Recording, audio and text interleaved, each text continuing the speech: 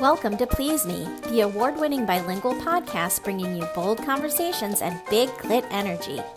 Sí, Please Me se puede ver con subtítulos en español. I'm Eve, your host, on a journey from trauma to sexual liberation. Join me and my guests as we dive into conversations around orgasm equality, self-love, body positivity, and essential sexual education. Let's reclaim pleasure and close the orgasm gap, one empowering conversation at a time. If you missed last week's powerful two-part series, it's worth going back to catch up. I sat down with experts Sean and Amanda to unpack the power and control wheel, a tool that reveals how abusers use tactics like emotional abuse, isolation, and coercion to dominate and control their partners. These subtle but damaging behaviors are often overlooked or misunderstood, but they're critical to recognize. If you're passionate about trauma awareness, relationship education, or survivor empowerment, this conversation is a must listen. Start with part 1 to hear it all. I'm beyond thrilled and deeply honored to be nominated for 2 ASN awards. The categories are Best Educator and Best Educator Website, so be sure to check out my website for all my powerful educational resources and sex toy store. You can vote daily, so check the show notes to cast your vote and help me bring these wins home. I'm truly grateful. Thank you so much for your continued support. Did you know that podcasts rely on listener support to keep bringing you the content you love? For the best way to support the show, join me on Patreon for ad-free listening, early releases, bonus episodes, and exclusive content. Please Me is for mature audiences.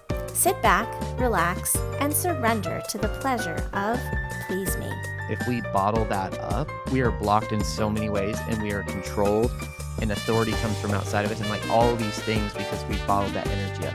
But when it's free and it's actually not unconscious, like just going and causing damage everywhere, but it's actually conscious freedom, it becomes the most powerful, most effective energy that we can access within our physical body. ASN Lifestyle Magazine is your go-to source for sex-positive, sophisticated content covering everything from the swinger lifestyle and adult entertainment to intimacy, wellness, and more. You can read every digital issue for free, and subscribers get access to exclusive content. See the show notes for the link to subscribe and check out their Instagram. I'm excited to share that I now have a monthly column in ASN called Big Clit Energy, a Please Me series. Don't miss it and subscribe today. Hello and welcome to Please Me, the podcast that aims to destigmatize conversations about sex and sexual health by turning the sheets into our classroom. Today, I'm so excited to welcome Britton and Carolee Beckham to the show.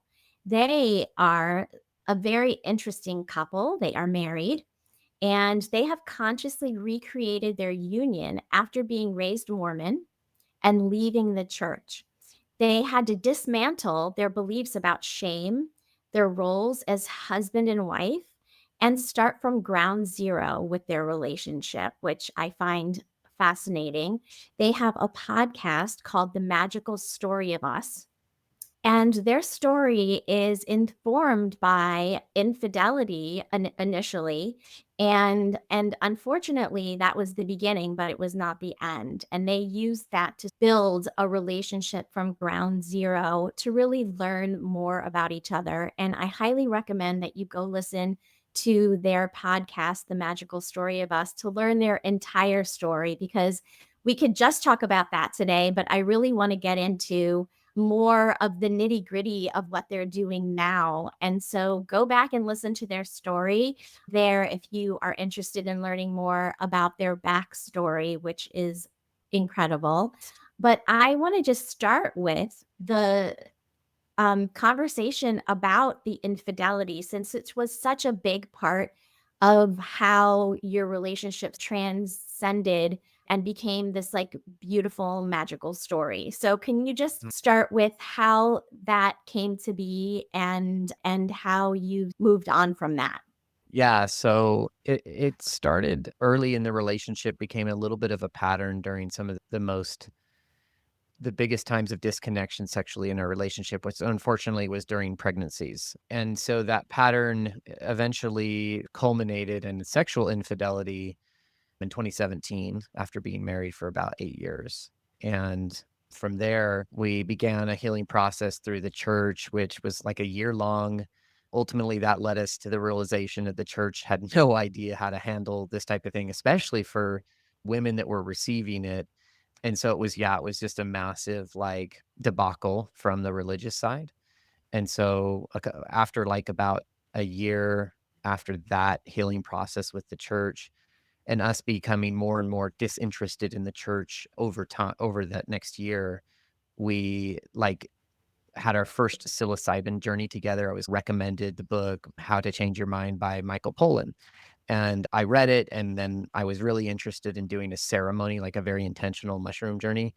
I asked Carolee if she'd read it, and she was interested and said, "Hey, why don't we just do one together as a couple, our first one?"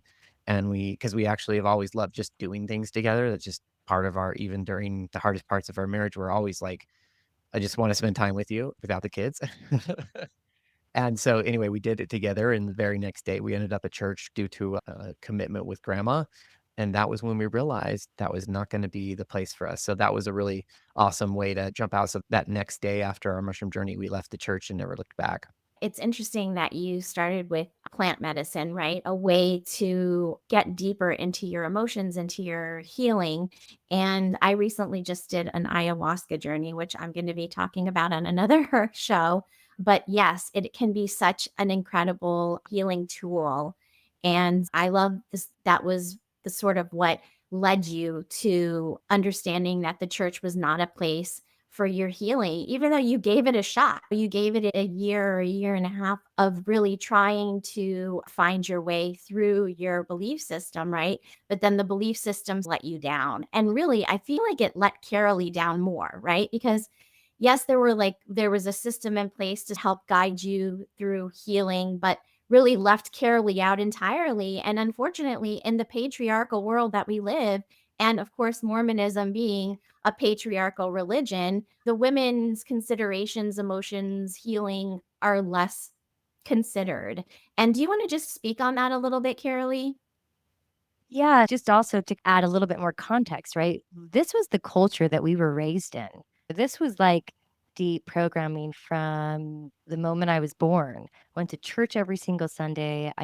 Did seminary, which is scripture study, every single day in high school as part of my own spiritual education. Both Britton and I served missions for the church, which we dedicated. It was 18 months for me, 2 years for him of our life, where we were in complete service, teaching the gospel. Like we really knew our scriptures, we knew the doctrine, we really practiced it. We were married in the main temple in Salt Lake City, and our oldest, who is almost 14, was also when he started his schooling was attending a very religious, private, highly academic elementary school. And so it wasn't just like something like, oh, we go to church every now and then. It was like, it was entirely the culture of our life.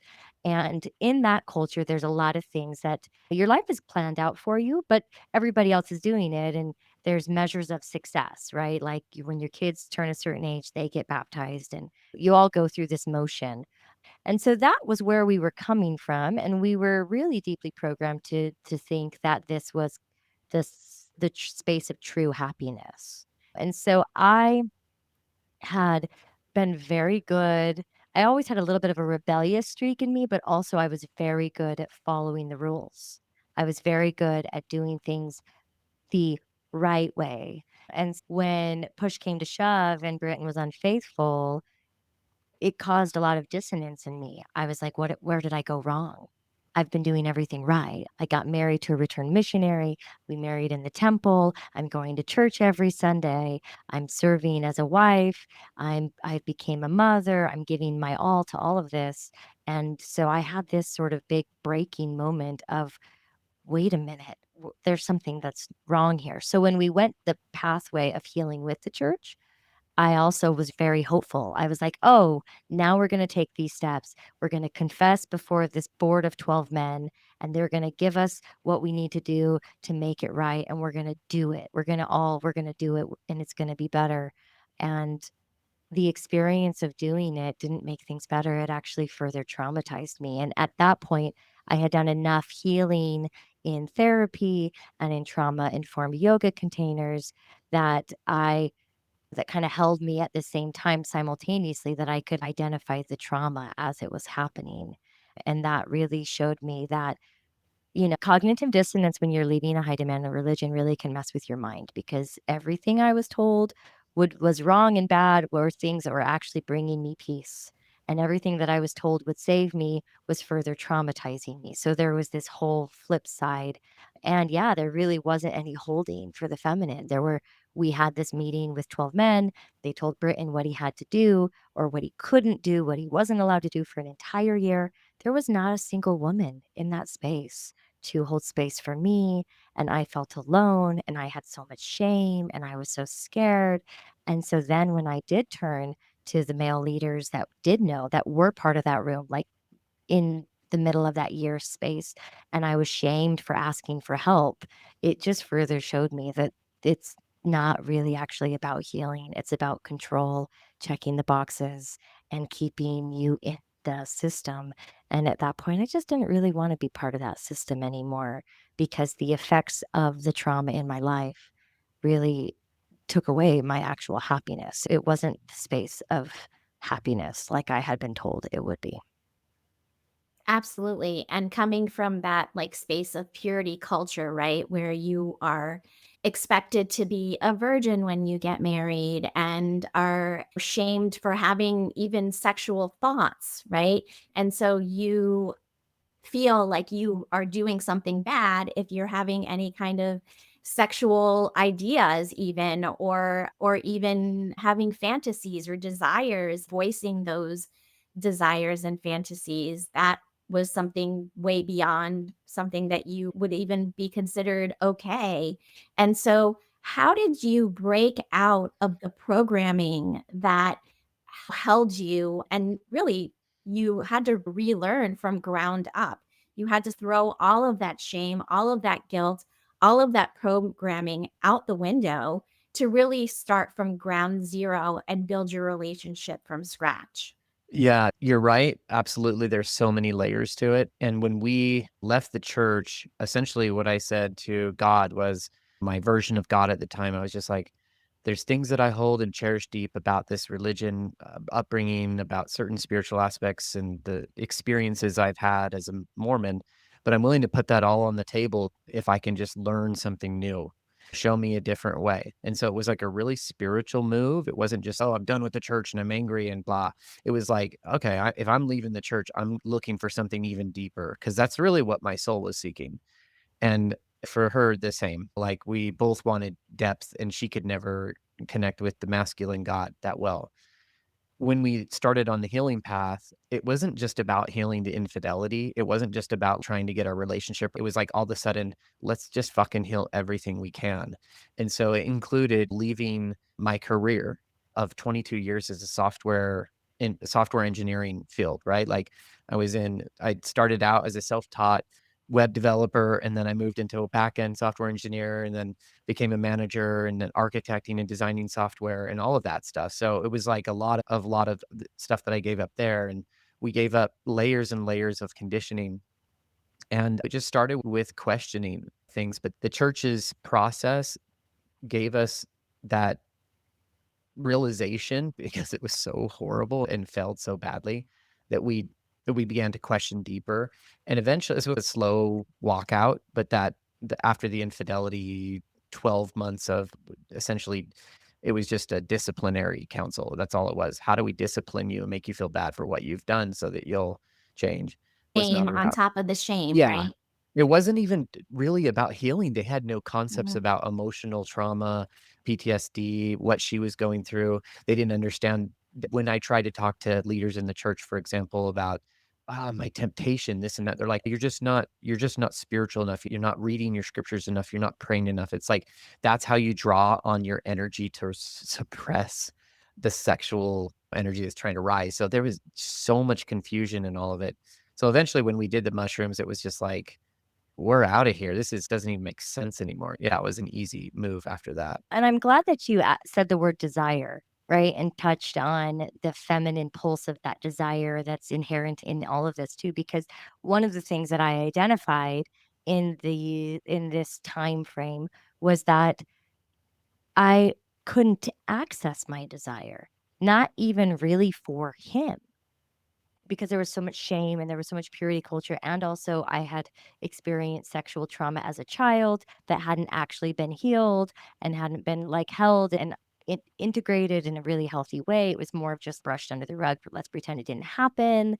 In how it was handled in the Mormon culture, things, there's so much shame around sexuality. So that if there is sexual trauma, it's even more shameful. In fact, one of my aunts ended up passing away from ovarian cancer, and we all knew it was the shame of the sexual trauma that her children all experienced that ultimately took her life. It was so prevalent, right? And here I was unable to access my actual authentic desire.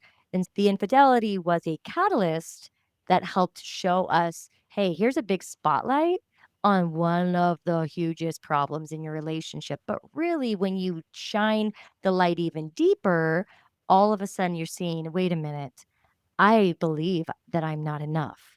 I don't know how to access my desire.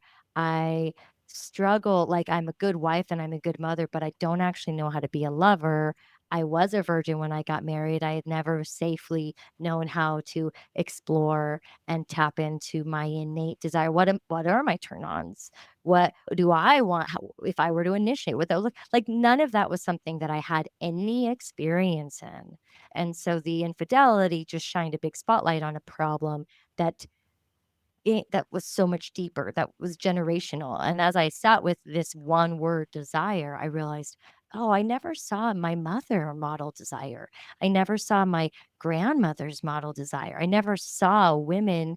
And then I could feel this like thread, this generational thread saying, oh, it's because we were told some point in our past that desire was wrong and that we weren't allowed to have it. So, like, I even dove into that belief and I was like, hey, generational trauma. Hey, ancestors, are you ready to have your desire liberated? Because I'm going to allow myself to see where the blocks are so that I can open it for myself.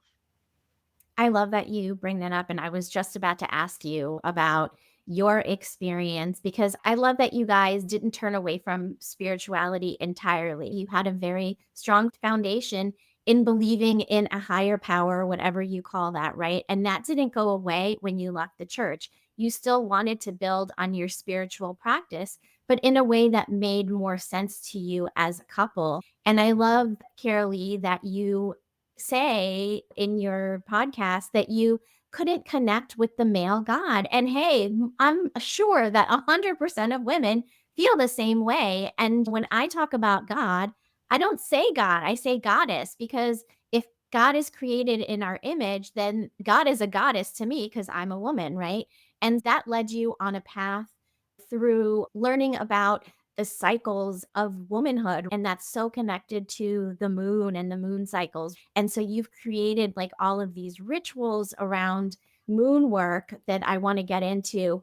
But just talk a little bit about how that shift in looking at God as a feminine being and really exploring that has helped you to get to the place where you are able to unlock your desires and really tap into your divine feminine. Yeah, I love this question. Because we were in this place where we deeply needed to deconstruct all of the truths that we had been given. Yeah. Truths. And when I sat with that, there were a couple different books right after we had that mushroom journey that helped us just walk out of the church and never walk back. But I had this kind of awareness come to me that was like, oh, I'm still listening to everything spiritual from the context of the masculine voice and the masculine experience of God. And in a patriarchal religion like Mormonism, which has very hierarchical structure of there's apostles, there's a prophet, there's church leaders, there's the priesthood. It's all men, like men are the leaderships. And it's even in some of the meetings that they have twice a year, it was very rare for most of my childhood. Women never even prayed in those meetings. It was always like the men praying, the men speaking. Out of 20 speakers, two would be a woman. And so that there was this, I just didn't have the feminine represented. And then even in Mormonism, when it comes to the mother goddess, or they say a lot, instead of God, he's heavenly father. So then it's like heavenly mother. Mormonism has these roots about polygamy and this idea that polygamy is an eternal concept, that exists in heaven. And so really it wasn't just necessarily a heavenly mother, it was possibly heavenly mothers. And then she's so special, or they're all so special, God doesn't really want to talk about him, about her, this mother figure. And so I decided all that was bullshit and started down a very yeah, a very specific path of calling in very aligned literature written by the feminine that spoke to spirituality. And that really helped me, especially when I landed with books about Mary Magdalene, given my strong foundation in Jesus and the Christian faith, being able to now see that there was a woman with Jesus that was his divine partner and understand her role from the space of her divinity, instead of this idea that she was this whore that had 7 demons cast out of her, right? Like she's painted by the patriarchy to just not be as empowering and equal to Jesus as she actually is. And so that journey really started to liberate me and have me seek out my own connection to the divine. And the minute I opened up that channel, that desire, all of a sudden, like, I started to have so many insights, inspirations, connection to spirit, connection to my ancestors. Like, my whole life, I had been told about spiritual gifts, but hadn't really accessed them. And it wasn't until I said, okay, I'm opening to this possibility, that all of a sudden, all of these things that I had been told were possible started to actually be practical, like the reality of my life. And it is this deep feminine pulse, this story of our womb and of the earth and of the goddess and of that divinity through the feminine, that really has brought both of us to healing. Britton realized he was very much in this strong masculine world that didn't have the integration of the feminine. And his healing also came through my dive into the feminine. We've been on this journey together. If I dove into the feminine, he was diving into the feminine with me. And so it liberated me, but it also liberated him. And now we're in this place where we have a really balanced relationship with both the divine masculine and the divine feminine. I love this story. I think it's so important for couples to really get to, because yes, we do live in a patriarchal society, right? And all of the shame and all of the what comes with that really can inhibit us in so many ways, and in so many ways sexually can inhibit us as well, right? Because of all of the shame around sexuality. And really, sex is how we all got here. This is how we create life. And you mentioned Mary Magdalene, and unfortunately, history has suppressed the divine feminine. But I really do feel like we are at a time where all of that information is like bubbling up. And so I appreciate that you found it, and that Britain was also interested in learning and integrating that information to make your union better. And I think that is just such a beautiful part of your story. And you also talk about moon phases. And there was a book that you specifically read that informed you on like the phases of the moon and how to use that to heal, or whatever. I'll have you speak on that, because I feel like you're the experts in this, and this is something that I'm really interested in. How do you use the moon cycles to help you heal, or help you in your sex magic or in your desires? Yeah, that's a really good question. The way we stumbled into moon work felt a little bit like just happenstance. So we weren't aware that there was this super magical way of having the cosmos hold us in aligning to our highest timeline. But that's what we understand now. And so that's how we explain this whole process. But essentially, yeah, I mentioned I was given a book. It was a book about bathing with the moon. This was given to me at a time where I was still very significant in the PTSD trauma of the betrayals and what that was doing on my nervous system, in my somatic body. I was triggered every day, like, even if things weren't happening, like, life was challenging while also parenting and really trying to do the work, and so this book showed me, not even from the standpoint of healing, it just was more playful. Here is a moon phase, here is the season, spring, summer, fall, winter, full, new, waxing, waning, and here are some things that you can do in alignment with the full moon in summer or What was your the new name of that moon. book? Just to put it, It do you have is it is called Yeah. Moon. I think I have it Just right called here. moon bath, right? Yeah, I have it around. It's just moon baths. Moon Bath? Like, Okay, very yeah, good. And moon then bath ritual. Yeah, I looked at this book and I realized I really loved taking baths and I loved having candles and having a glass of wine and some really yummy chocolate and some really beautiful music. And I bought myself a little cauldron and I got little charcoal discs and I would put little sacred smoke and incense. And then the book had tea blends. Here, make this infusion of herbs, and you actually add the tea to your bath water. So then I started and because I was now buying botanicals to make my tea blend, all of a sudden I needed jars, cute little jars to put my herbs in. And I overnight had an apothecary. It felt very witchy. And I was like, this is so fun. But really, that was my first introduction, my first intuitive movement into ritual, because what I was really doing was having a ritual bath. It was self-care. Some of the practices with the different moon phases would talk about the seasonal energy. And in this moon phase, we're activating our inner fire because it's the summer full moon. And we're going to do this warmed oil self massage and then get in the bath with these particular botanicals. And so it was very playful. It was very fun. I did this for about a year and just added more and more jars every single month as I was doing the new bath and getting the new botanicals for that next bath. And it got to this point where Britton realized, he was like, it looks like you're having a lot of fun with these baths. Can I join you? Should I tell the story of why that happened? Oh, go ahead. Yeah, sure. So Carolee was doing this, and I was glad that she was doing self care. But I don't remember how long You were, into this series of moon baths yeah, she sends me this picture on my phone, because you were gone with a friend that night. and You it were was hanging gone. out. Yeah, Yeah. Guys' night. yeah, exactly. So I get this picture, and it's a beautiful picture of her with the full moon just rising above the mountains in the background, and she's masturbating to it. And I was like, "Oh, this is cool. I think I need to get involved with it."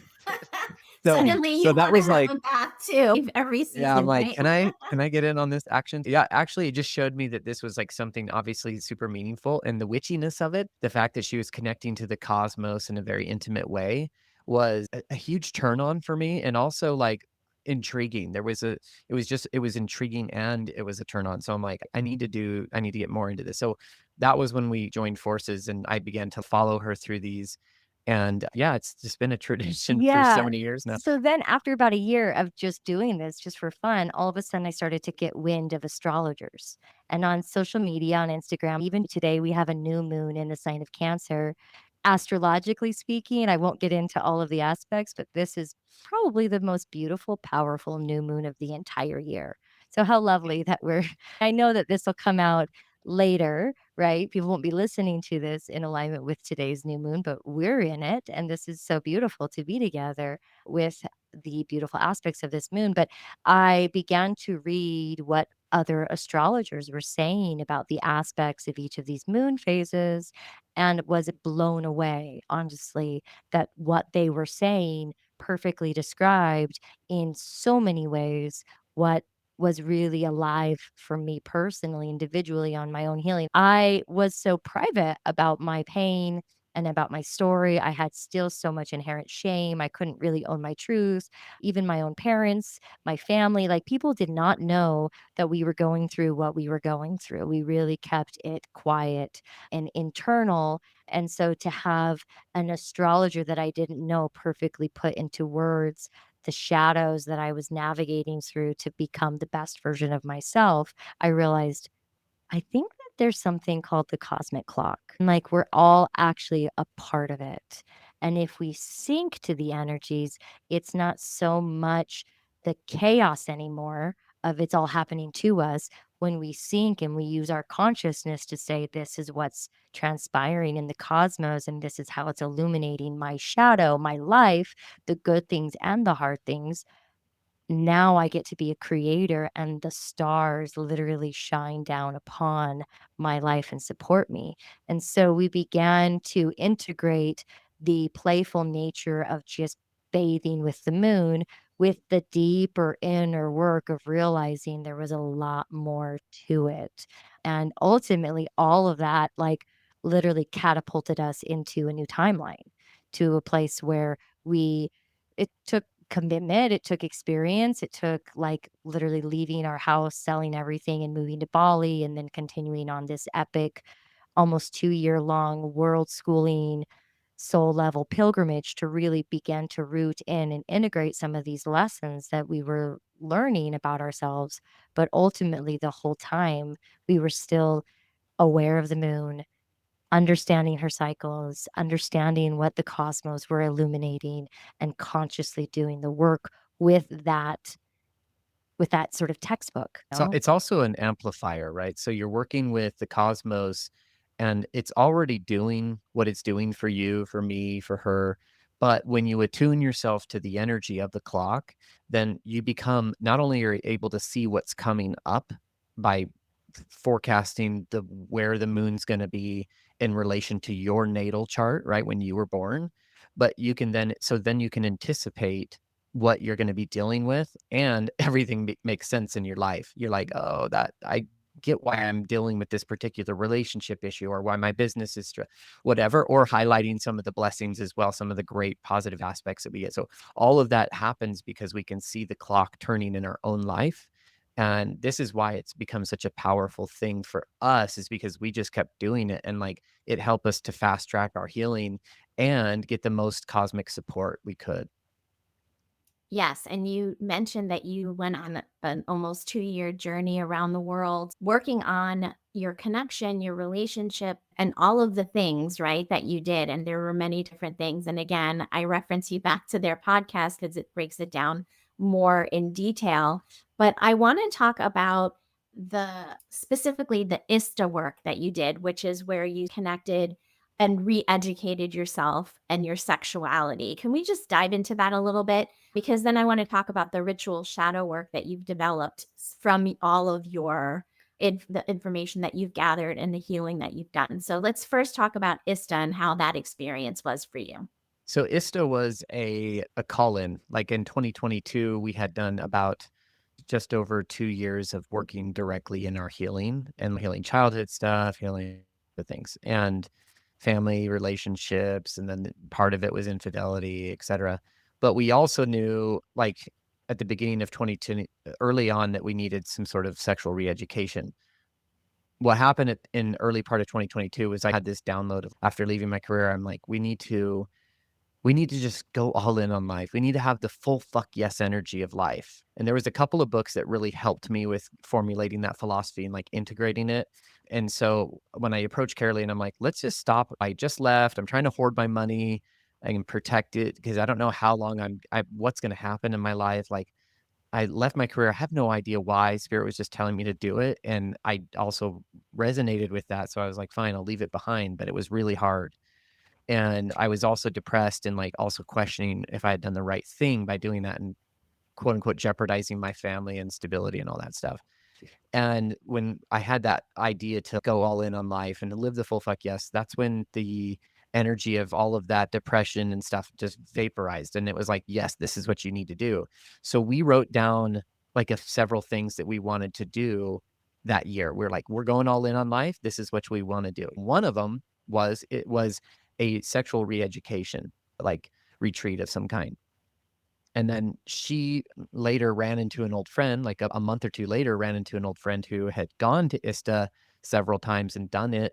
And so we were able to get in touch with this program. We're like, okay, that's the one. Obviously, it came into our field, so we just followed the breadcrumbs and ended up going out in June of 22 to Denver, the mountains south of Denver, and having this beautiful week-long experience of just confronting all of the sexual energy. It was intense, but it was so good, and it was they call it SSSEX.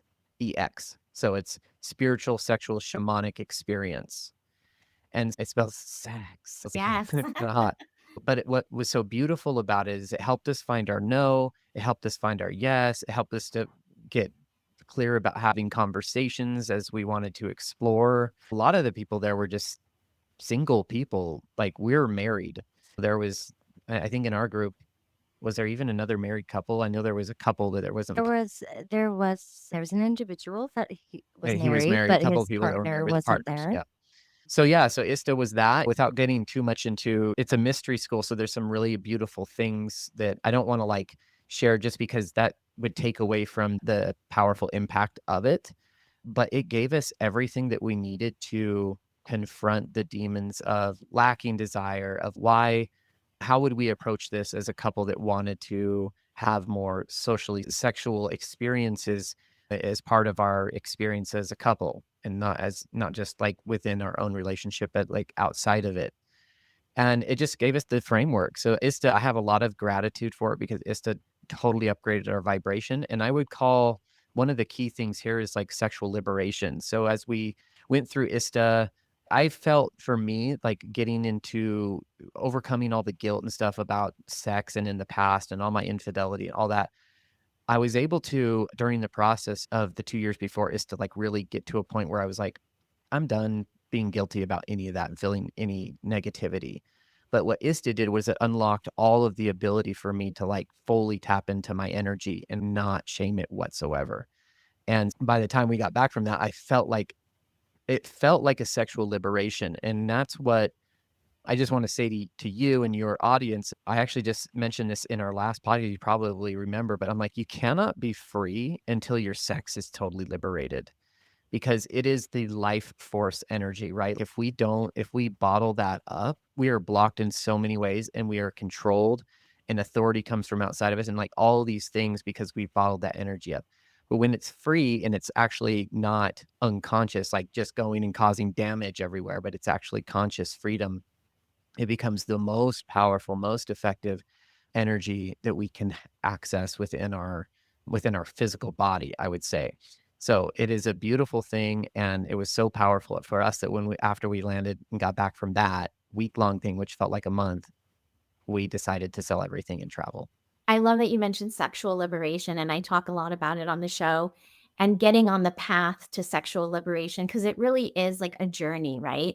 It's not just like one experience, but it's one experience leads to another, which I feel like in your story, that was the case. And I want to mention too here that honesty in your relationship, I think, has been so key to bringing you to the next step because you guys were really brutally honest with one another in a lot of different ways. And I like to talk about radical honesty and how that can really help a couple to grow and really just, even if you're not a couple, help a person to grow by being radically honest about your feelings, your everything, right? And there was a point in time in your story where you guys both realized that you weren't really all in and you were very honest with that and saying to each other, I never really felt like I truly fell in love with you. And what would that look like? And going back and trying to rewrite that was, I think, a beautiful thing because when you are indoctrinated into a marriage in a way, how can you really truly feel like you're the magical falling in love experience that a lot of people describe? And what really is that, right? And so I love that you guys were so radically honest with one another so that you could go to these places where you were really building and growing and deepening your relationship. And that's where we'll hit pause for now. This first part of my eye-opening conversation with Carolee and Britton ends here. We'll pick back up this Friday in part 2 as we continue exploring their journey through sexuality, spiritual awakening, and the power of reclaiming the divine feminine. Just 2 days away, don't miss it. For ad-free listening, exclusive bonus episodes, Eve's library of archived webinars, and early access to new releases of Please Me, Become a monthly supporter on Patreon. Simply open the Patreon app on your phone, search for Please Me, and subscribe today for premium content and more. Cheers to finding your pleasure